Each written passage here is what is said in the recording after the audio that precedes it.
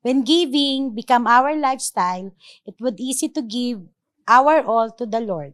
I am Rosan Chamson, one of the primary leader of Pastora Sarah Jane Berana. Simula nang matutunan ko na maging tapat sa pagbibigay ng aming tithes and offering, dun ko napatunayan na ang pagbibigay ng tapat sa Diyos ay hindi kawalan. Last December 2023, nang matapos ang project ni Robert. Pero kahit ilang buwan siyang nawalan ng trabaho, ay nakita ko ang pagkilos ng Diyos dahil ni minsan hindi niya kami pinagkulang. Napatunayan ko na hindi lang sa finances kumikilos ang Lord, maging sa buhay ng aking mga disciple. Unti-unti silang nakakabalik sa church at sa Lord. At akala ko, doon na matatapos ang pabor ng Diyos.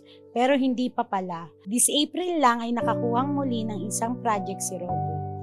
At last anniversary ay tinugon ng Lord ang isa sa aming mga panalangin. Ayun ay ang makasama namin sa church ang buong pamilya ni Robert. That's why I challenge everyone to make sure that we honor the Lord in everything that we have. Huwag kang matakot na ibigay ang para sa Diyos dahil tapat ang Diyos na iyong pinaglilingkuran. Sabi nga sa Gawa 20 verse 35, ginawa ko ito upang ipakita sa inyo na sa ganitong pagsusumikap ay matutulungan natin ang mga dukha. Lagi nating alalahanin ang sinabi ng Panginoong Hesus na mas mapalad ang mga nagbibigay kaysa sa tumatanggap.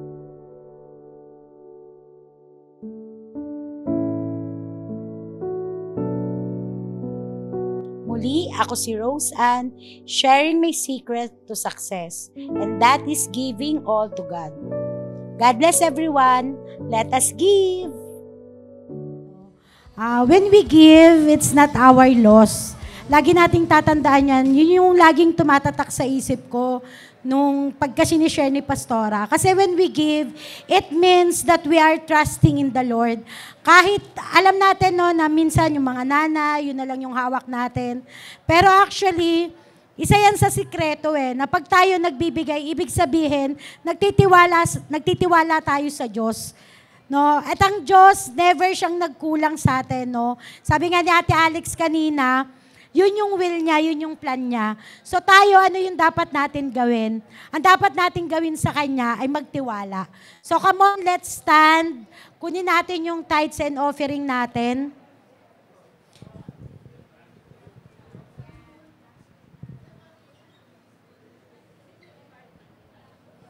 Tayo po tayong lahat. And let's pray. Father God, maraming salamat, Panginoon. Unang-una, Panginoon, sa pabor na ibinibigay mo sa aming lahat. Lord, salamat dahil tinuturuan mo kaming maging tapat, Panginoon, Lord God. Lord, salamat sa mga blessing, Panginoon, na ibinibigay mo sa amin, maging sa mga bagay na hindi namin hinihingi, pero ibinibigay mo, Panginoon, Lord. Salamat, Panginoon, Lord God, sa proteksyon, Panginoon, Lord God, sa magandang kalusugan, Panginoon, Lord God. And Lord, dalangin ko, Panginoon, ano man ang laman ng puso ng bawat isa, ikaw ang nakakaalam ng bawat sitwasyon, Panginoon, Lord God, ano man yung mga problema na aming kinakaharap, Panginoon, Lord, patuloy namin itong pinagkakatiwala sa iyo, Panginoon, Lord God.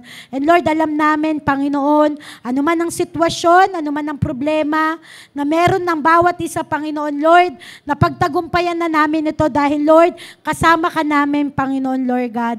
Lord, salamat sa buhay ng bawat isa na magiging tapat sa pagbibigay, Panginoon, Lord, maging sa mga hindi pa nagbibigay, Panginoon, Lord, turuan mo sila na huwag matakot, Panginoon, Lord God, kundi magtiwala sa iyo, Panginoon. Lord, we thank you, Lord, sa buhay ni Alex, Panginoon, maging sa buhay ng aming Pastora Sarah, Panginoon, even yung mga kasama niya na primary, Panginoon, patuloy mo po silang ingatan, Panginoon, Lord God. Lord, i-bless mo ang bansang Pilipinas, maging ang bansang Israel, Panginoon, Lord God. Maraming salamat, Lord. In Jesus' name, amen.